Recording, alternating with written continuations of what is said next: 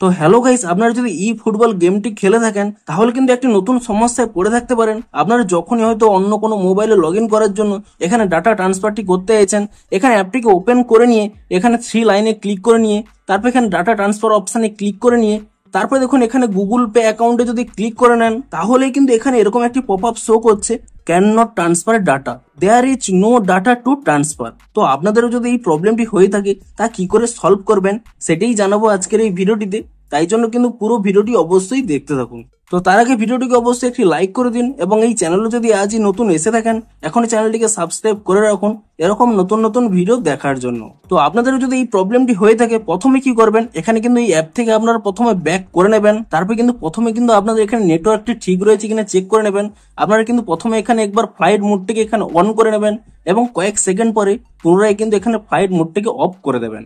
এবং তারপরে কি করবেন, এখানে যে ই ফুটবল অ্যাপটি রয়েছে সেই অ্যাপটিকে এখানে ট্যাব এন্ড হোল্ড করে নেবেন এবং তাহলেই কিন্তু এখানে একটি অপশন পেয়ে যাবেন অ্যাপ ইনফো বলে। আপনি সেই অপশানে ক্লিক করে নেবেন এবং তারপর এখানে স্টোরেজ ইউজেস অপশানে ক্লিক করে নিয়ে এখানে প্রথমে ক্লিয়ার ক্যাচ করে নেবেন এবং তারপর এখানে ক্লিয়ার ডাটা অপশানে ক্লিক করে নিয়ে এটি কিন্তু ডিলিট করে নেবেন এবং তারপরে এখান থেকে ব্যাক করে নিয়ে আপনারা কিন্তু এখানে প্লে স্টোর অ্যাপটিকে ওপেন করে নেবেন এবং এখানে সার্চ করে নেবেন ই ফুটবল বলে। তো আপনারা ই ফুটবল সার্চ করে নিয়ে আপনারা কিন্তু এখানে চেক করে নেবেন যে এই অ্যাপের কোনো নতুন আপডেট এসেছে নাকি। যদি কোনো নতুন আপডেট এসে থাকে আপনারা কিন্তু তৎক্ষণাৎ এই অ্যাপটিকে কিন্তু নতুন ভার্সনে আপডেটটি করে নেবেন এবং তারপরে কিন্তু এখান থেকে ব্যাক করে নেবেন এবং তারপরে কিন্তু আপনারা এখানে ক্রোম ব্রাউজারটিকে ওপেন করে নেবেন এবং তারপর এখানে সার্চ করে নেবেন কোনামি আইডি লগ ইন বলে এবং তাহলেই কিন্তু প্রথমে একটি ওয়েবসাইট পেয়ে যাবেন কোনামি বলে। আপনি সেই অপশানে এখানে ক্লিক করে নেবেন এবং এই অপশানে ক্লিক করে নেওয়ার পরে তারপরে কিন্তু এখানে লগ ইন অপশানে ক্লিক করে নেবেন। তাহলেই কিন্তু এখানে আপনাদের ইমেল অ্যাড্রেসটি চলে আসবে। আপনারা কিন্তু এখানে লগ ইন অপশানে পুনরায় ক্লিক করে নেবেন এবং তারপরে কিন্তু আপনাদের এখানে পাসওয়ার্ডটি দিয়ে দেবেন এবং পাসওয়ার্ডটি দিয়ে দেওয়ার পরে এখানে যে ক্যারেক্টারটি রয়েছে সেই ক্যারেক্টারের মতো আর ক্যারেক্টারগুলো সিলেক্ট করে নিয়ে এখানে কিন্তু লগ ইন অপশানে ক্লিক করে নেবেন এবং তাহলেই কিন্তু আপনাদের এখানে কোনামি আইডিটি কিন্তু লগ ইন হয়ে যাবে। তো তারপরে কি করবেন, এখানে যে মেনু অপশানটি রয়েছে সেই মেনু অপশানে ক্লিক করে নেবেন এবং তারপর এখানে পার্সোনাল ইনফরমেশন এই অপশানে ক্লিক করে নেবেন এবং তাহলেই কিন্তু দেখুন এখানে কিন্তু কোনামি আইডিটি আপনারা পেয়ে যাবেন।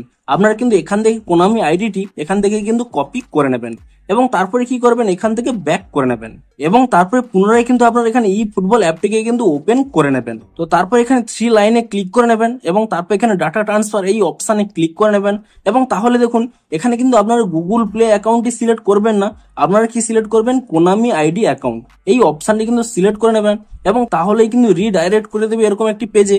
তারপরে কিন্তু আপনারা এখানে এই লাল অংশে ক্লিক করে নেবেন এবং তারপরে কি করবেন, এখানে দেখুন কোনামি আইডি কিংবা ইমেল আইডি দিতে বলছে। আপনারা কি করবেন, এখানে যে কোনামি আইডিটি কপি করেছিলেন তা কিন্তু এখানে আপনারা পেস্ট করে দেবেন এবং তারপরে কিন্তু আপনাদের এখানে পাসওয়ার্ডটি দিয়ে দেবেন। তো তারপরে কি করবেন, এখানে যে লগ ইন অপশানটি রয়েছে সেই লগ ইন অপশানে ক্লিক করে নেবেন এবং তাহলেই দেখবেন আপনাদের যে প্রবলেমটি হচ্ছিল তা দেখুন সলভ হয়ে গেছে। দেখুন এখানে কিন্তু ডাটা ট্রান্সফারটি হয়ে গেছে এবং তারপরে যদি আপনারা টু টাইটেল স্ক্রিন এই অপশানে ক্লিক করে নেন তাহলে দেখবেন কিছু সময় এখানে ওয়েট করে নেবেন আপনাদের লোডিংটি হয়ে যাওয়ার পরে।